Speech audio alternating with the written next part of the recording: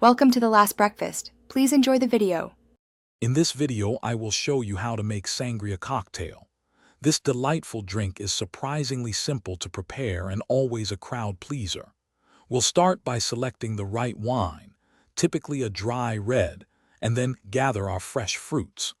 A touch of brandy and a sweetener will round out the flavors, creating a perfectly balanced and refreshing beverage for any occasion.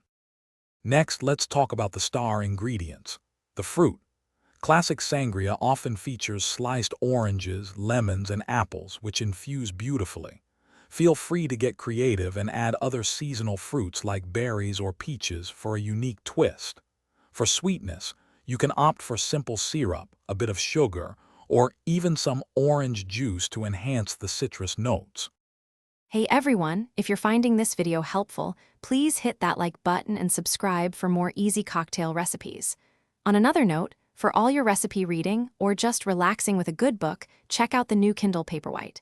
It's fantastic for reading anywhere. You can find the link for the Kindle and other great deals in the description below.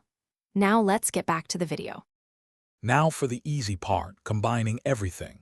In a large pitcher, gently mix your sliced fruit with the chosen red wine, a splash of brandy, and your preferred sweetener.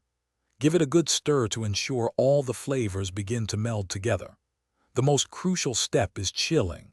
Let your sangria sit in the refrigerator for at least 4 hours, or ideally overnight for optimal taste. Once your sangria is perfectly chilled and the flavors have deepened, it's time to serve.